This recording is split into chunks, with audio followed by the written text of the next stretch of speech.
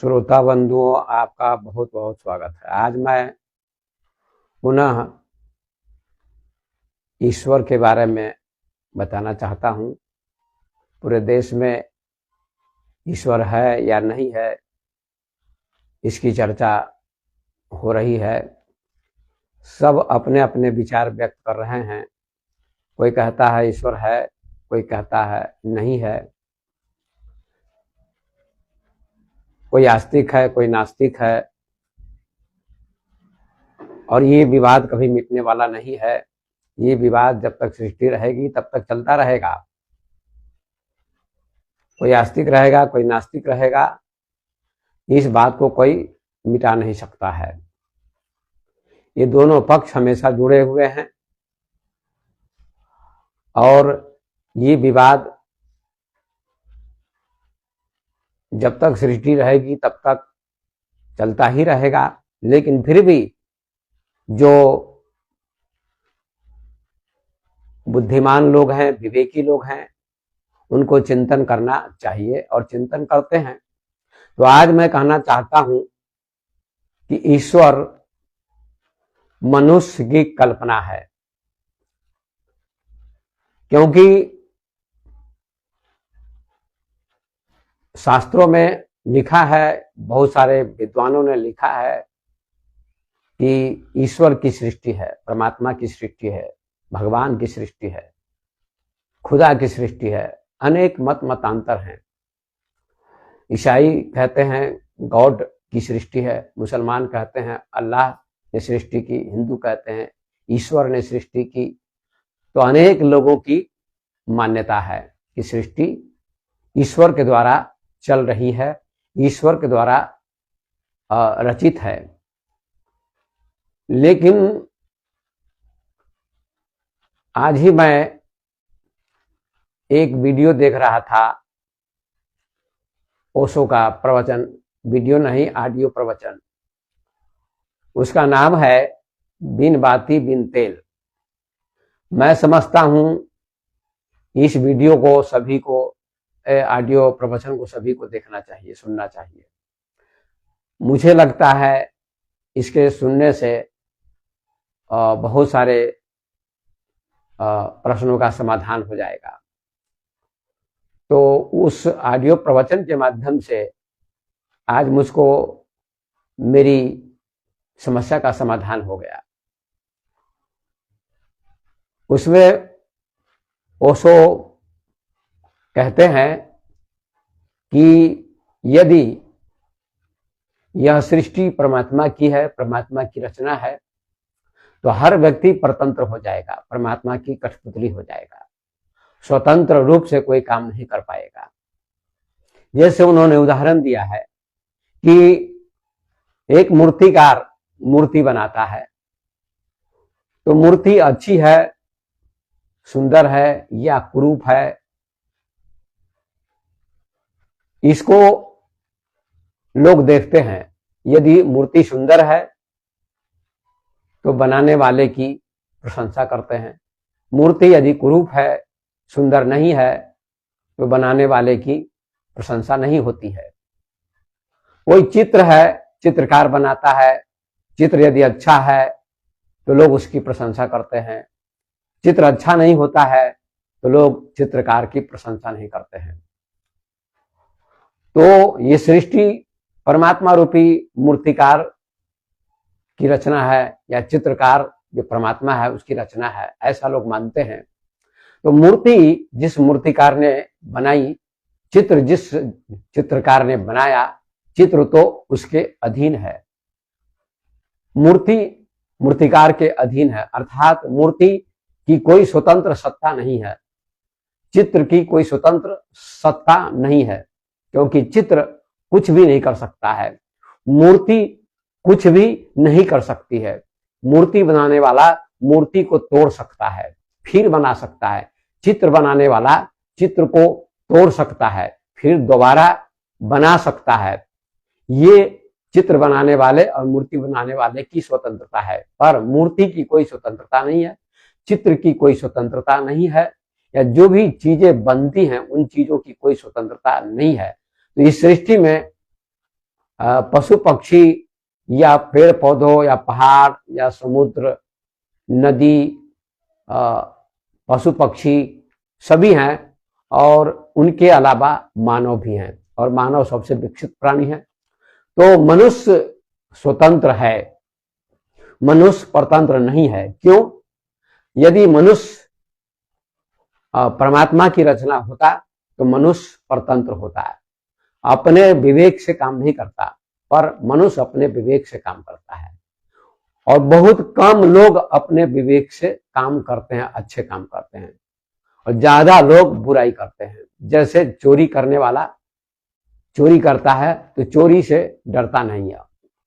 चोर यह नहीं सोचता है कि चोरी करना खराब काम है, ईश्वर देखता होगा, वह ईश्वर से डरता नहीं है, चोरी करता है। डकैत डकैती करता है, ईश्वर से नहीं डरता है, डकैती करता है। हत्या करने वाला हत्या करता है, ईश्वर से नहीं डरता है।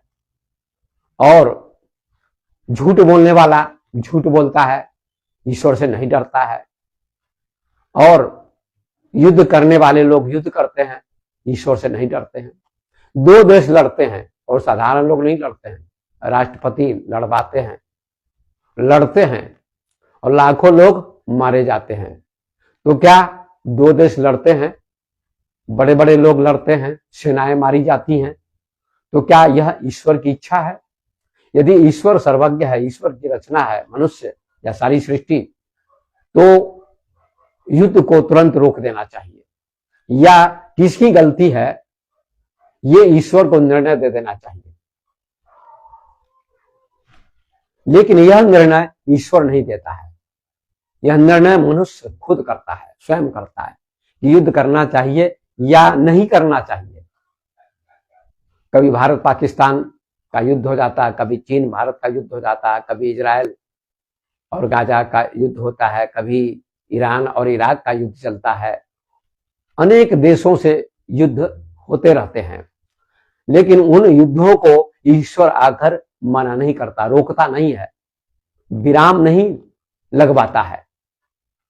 क्या अगर मनुष्य की रचना ईश्वर ने की है तो मनुष्य को तो ईश्वर के अधीन होना चाहिए। ईश्वर की इच्छा के विपरीत मनुष्य को युद्ध नहीं करना चाहिए, और ईश्वर को तुरंत आकाशवाणी करनी चाहिए कि कौन देश गलत है, कौन देश सही है, कौन व्यक्ति गलत है, कौन व्यक्ति सही है। क्योंकि युद्ध तो दोनों तरफ से चलता है, तो सही कौन गलत कौन इसकी घोषणा कौन करेगा? अगर ईश्वर सर्वज्ञ है तो उसको घोषणा करनी चाहिए, उसको निर्णय देना चाहिए, उसको फैसला देना चाहिए। लेकिन ऐसा फैसला नहीं देता है। मांस खाने वाला आराम से मांस खाता है, लेकिन वो ईश्वर से नहीं डरता है, कभी नहीं डरता है। मांस खाने वाले अनेक तर्क देते हैं कि खस्सी भी, बकरा भी बनाया गया है हमारे लिए, मुर्गे भी हमारे लिए बनाए गए हैं। और जो कसाई काटता है बकरे को, मुर्गे को, उस कसाई को भी डर नहीं होता है ईश्वर का। मुसलमान गाय को काटता है तो वो डरता नहीं है, और हिंदू भी बकरे को काटता है। अभी 1 जनवरी आने वाली है, करोड़ों बकरे कटेंगे, करोड़ों मुर्गे कटेंगे, और हिंदू भी कटवाएंगे और मांस खाएंगे। तो मुसलमानों को भी खुदा का डर नहीं होता है, जबकि कुरान शरीफ में लिखा है कि किसी जीव की हत्या मत करो, अल्लाह ने इसे हराम ठहराया है। ये कुरान में लिखा हुआ, बनी इस्राइल 12, 15 सूरा 17, 396 पेज में मेरे पास कुरान शरीफ हिंदी में है। पुस्तक रखी हुई, बड़ी मोटी पुस्तक है, मैंने उसका पूरा अध्ययन किया है। और उसमें लिखा खुदा तक मांस नहीं पहुंचता, खून नहीं पहुंचता, खुदा तक रहम पहुंचती है, रहम माने दया पहुंचती है। लेकिन मुसलमान लोग इसको नहीं मानते हैं, और उनको खुदा का डर भी नहीं होता। जबकि खुदा कहता है, खुदा फरमाता है, अल्लाह फरमाता है कि किसी जीव की हत्या मत करो, अल्लाह ने इसे हराम ठहराया है। ये कुरान में लिखा हुआ, कुरान शरीफ में लिखा हुआ, लेकिन कोई मौलवी इसको नहीं बताता है। तो खुदा की आज्ञा का उल्लंघन करता है मुसलमान, और हिंदू भी खुदा ईश्वर की आज्ञा का उल्लंघन करता है। किसी भी हिंदू शास्त्र में नहीं लिखा है कि मांस खाओ, न रामचरितमानस में, न वेद में, न उपनिषद में। लेकिन फिर भी हिंदू लोग भी खाते हैं, आराम से खाते हैं। क्यों खाते हैं? उनको ईश्वर का डर नहीं है। तो ईश्वर क्यों नहीं उनको मना करता है? मना करना चाहिए। और दुनिया में झूठ फरेब चल रहा है। जो जितना झूठ बोलता है वह उतना ही आगे बढ़ता है। बेईमान व्यक्ति आगे बढ़ता है। सत्य बोलने वाले को सूली दी जाती है, फांसी दी जाती है। अब और झूठ बोलने वाले का सम्मान होता है दुनिया में। क्या ईश्वर उससे झूठ बोलवाता है? अगर ईश्वर सर्वज्ञ है, ईश्वर की रचना मनुष्य है या सारी सृष्टि है, तो सद्बुद्धि देनी चाहिए कि झूठ मत बोलो, क्राइम मत करो, भ्रष्टाचार मत करो। और जिन्होंने सत्य सत्य कहा, समाज को सत्य का मार्ग दिखाया, उनको सूली दी गई। ओशो ने कहा है। सुकरात के बारे में आपने सुना है, यूनान के सुकरात, उन्होंने सत्य कहा तो उनको जहर दिया गया। इस्लाम धर्म में मंसूर हुए, उन्होंने सत्य कहा तो उनको मार दिया गया। मुसलमानों ने बर्दाश्त नहीं किया। मंसूर ने सत्य कहा कि मैं खुदा हूं, खुदा से कम नहीं। खुदा का मतलब क्या होता है? खुद। खुदा आकाश में बैठा हुआ नहीं है, आसमान में बैठा हुआ नहीं है। खुदा का मतलब खुद होता है। जिसकी खुद ही मिट जाती है, अहंकार मिट जाता है, वो खुदा बन जाता है, खुदा हो जाता है, वही खुदा है।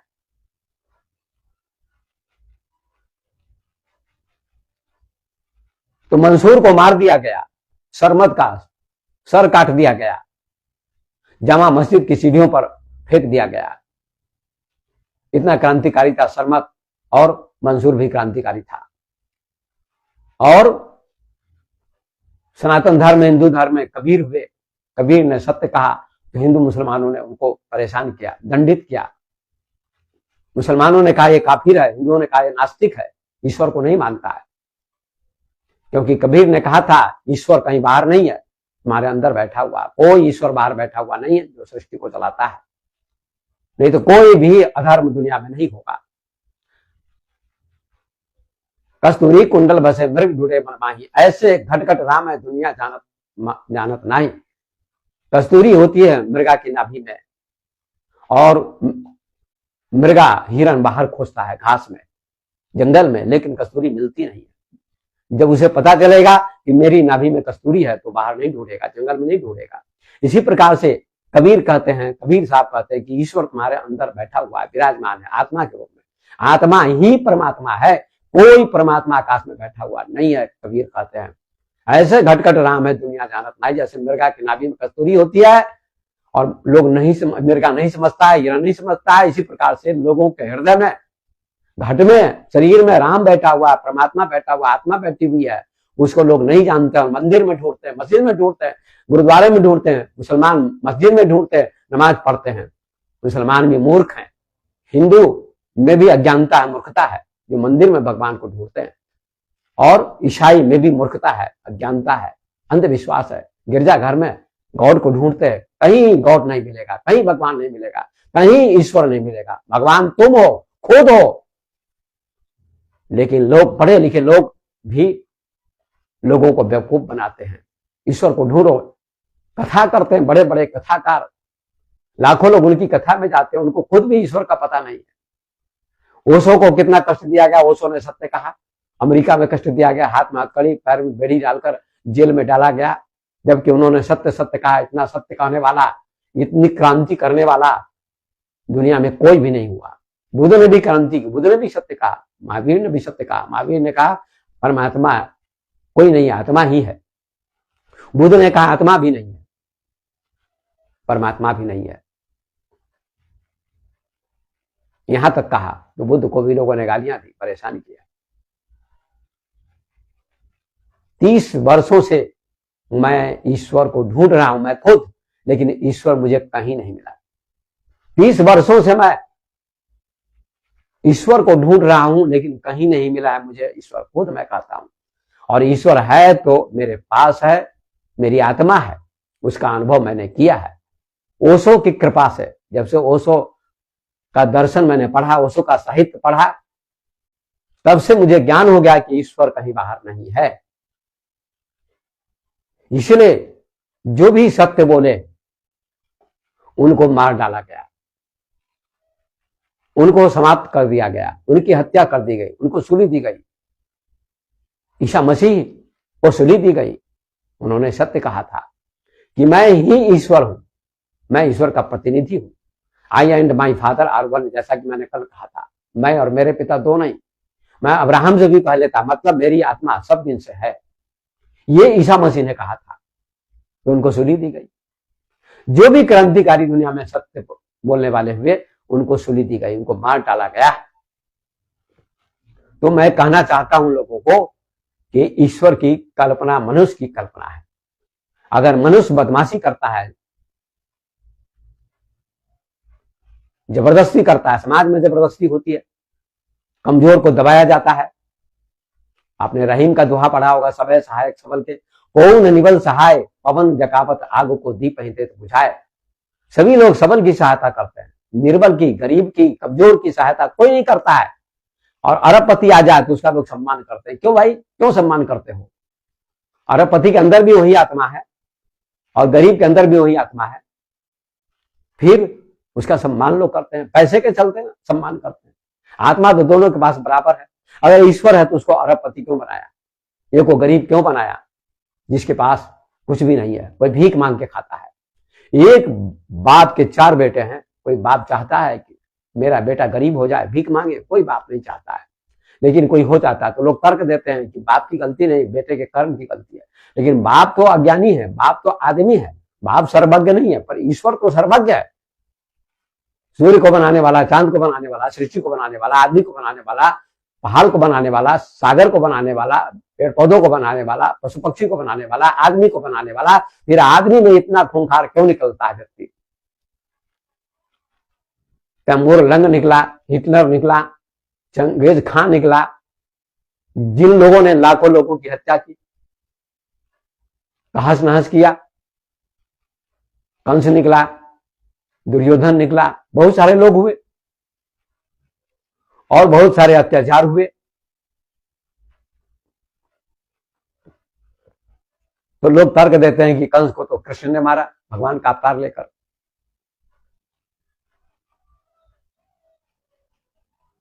और रावण को राम ने मारा। लेकिन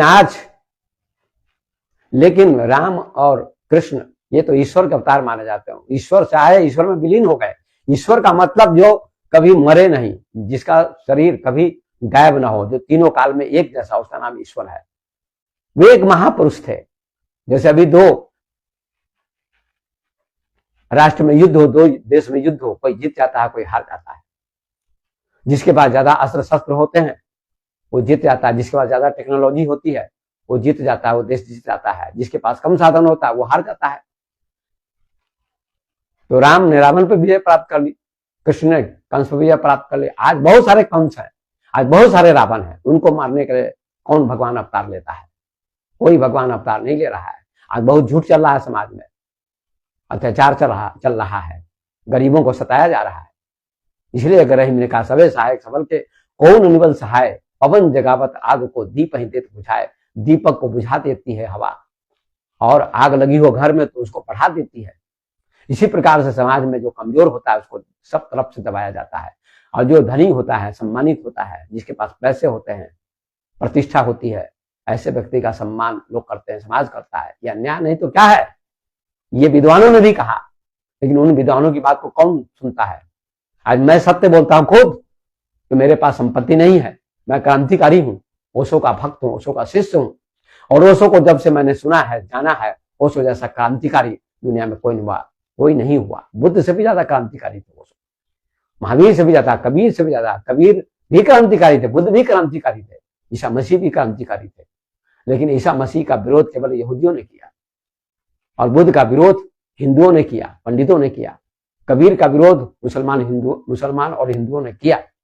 सुकरात का विरोध यूनानियों ने किया, लेकिन ओशो का विरोध सारी दुनिया ने किया। सारी दुनिया में एक अकेला व्यक्ति, निहत्था व्यक्ति, जिनको 21 देश में ठहरने नहीं दिया गया। अमेरिका के राष्ट्रपति ने उनको परेशान किया, जबकि उन्होंने प्रेम का संदेश दिया था, करुणा का संदेश दिया था। न उनके पास कोई हथियार था, न कुछ था। फिर भी उनको सताया गया, कष्ट दिया गया। तो उन्हीं का वीडियो आज मैं सुन रहा था, बिन बाती बिन तेल। मैं समझता हूं विद्वानों को इस ऑडियो प्रवचन को सुनना चाहिए। बहुत सुंदर विश्लेषण किया है और कहा परमात्मा यदि है तो व्यक्ति स्वतंत्र नहीं हो सकता है। स्वतंत्र होकर लोग कर्म कर रहे हैं, युद्ध कर रहे हैं, लड़ाई कर रहे हैं, मांस खा रहे हैं, चोरी कर रहे हैं, डकैती कर रहे हैं, रेप कर रहे हैं, हत्या कर रहे हैं, गरीबों को सता रहे हैं। बोलबाला धनी मनी लोगों का है। तो क्या ईश्वर कहां चला गया? ईश्वर क्यों नहीं निर्णय देता है? क्यों नहीं फैसला देता है कि तुम गलत हो, गरीब को मत सताओ, गरीब को मत परेशान करो? लेकिन ईश्वर कभी आकर बोलता नहीं। कहां बैठा हुआ है? मूक होकर देख रहा है दुनिया के युद्ध को। गरीब को सताया जाता है, युद्ध हो रहा है, सब कुछ हो रहा है दुनिया में, घोटाला हो रहा है, नेता लोग घोटाला करते हैं, भ्रष्टाचार हो रहा है, फिर भी समाज में नेता आते हैं, उनका सम्मान होता है। तो मैं कहना चाहता हूं लोगों से कि ईश्वर कोई व्यक्ति बैठा हुआ नहीं है। मुसलमान दो व्यक्तियों में जो डिबेट हुई उनमें ज्यादा सही मैं जावेद अख्तर को मानता हूं, और मौलाना ने जो कहा उनकी बात में बहुत ज्यादा दम नहीं है। तो ईश्वर परमात्मा भगवान कहीं आकाश में बैठा हुआ नहीं है जो सृष्टि को चलाता है। ये चेतना है, चेतना जो मैं अभी बोल रहा हूं, इसी का नाम भगवान है, आत्मा है। इसकी विशेष चर्चा मैं कभी करूंगा। भगवान किसे कहते हैं इसकी मैं व्याख्या कभी करूंगा, यूट्यूब पर डालूंगा। मेरे बहुत सारे वीडियो जा चुके हैं, आप देख सकते हैं। तो मैं निवेदन करना चाहता हूं कि बिन बाती बिन तेल, ये जो प्रवचन है ओशो के लाख हजारों प्रवचन हैं, लेकिन ये प्रवचन आज मैं सुन रहा था, ऑडियो प्रवचन, मैं तो समाधिस्थ हो गया सुनते सुनते। बहुत सुंदर प्रवचन है। उसमें कहा मनुष्य स्वतंत्र होकर कर्म कर रहा है, और स्वतंत्र होकर कर्म करेगा तभी मुक्ति प्राप्त हो सकती है। अगर परमात्मा है तो मनुष्य स्वतंत्र नहीं है, परतंत्र है। तब तो परमात्मा के हाथ की कठपुतली है व्यक्ति, तब तो स्वतंत्र होकर मुक्ति नहीं मिल सकती, निर्वाण नहीं मिल सकता है। क्योंकि कोई भी गलती करेगा आदमी तो परमात्मा आकर उसको समझाएगा, मना करेगा, अच्छा के लिए प्रेरित करेगा। न वो अच्छा के लिए प्रेरित करता है, न बुरा के लिए प्रेरित करता है। इसका मतलब व्यक्ति स्वतंत्र होकर कर्म करता है। तो मैं अब अपनी वाणी को विराम देता हूं। गहराई से समझें मेरी बात को। मैंने ईश्वर व्यक्ति, जो ईश्वर की कल्पना की गई है उसका मैंने खंडन किया है। तो ईश्वर की कल्पना मनुष्य की है। ईश्वर ने कभी नहीं आकर कहा कि मैं ईश्वर हूं, ऐसा कभी नहीं आकर कहा। अपनी छाती पर हाथ रखकर आप सोचे, मैंने तो 30 साल से खोज की और खोज कर रहा हूं, लेकिन कोई ईश्वर आकर नहीं कहा कि मैं ईश्वर हूं। आत्मा ही ईश्वर है, ये गीता भी कहती है, आत्मा ही परमात्मा है। उपद्रष्टा हनुमंता च भर्ता भोक्ता महेश्वर। उपद्रष्टा है, हनुमंता है, भरता है, सबका भरण पोषण करने वाला है, और महेश्वर है, सब कुछ आत्मा ही है, ऐसा गीता में कहा गया। तो मैं अपनी वाणी को विराम देता हूं। तो मनुष्य की कल्पना है ईश्वर, बाहरी ईश्वर की कल्पना मनुष्य की कल्पना है। इसलिए नास्तिक आस्तिक के चक्कर में ना पड़े। आस्तिक का मतलब स्वयं को जो जानता है, आत्मा को जानता है, वो आस्तिक है। जो आत्मा को नहीं जानता है वो नास्तिक है। इन्हीं शब्दों को कहते हुए अपनी वाणी को मैं विराम देता हूं। धन्यवाद।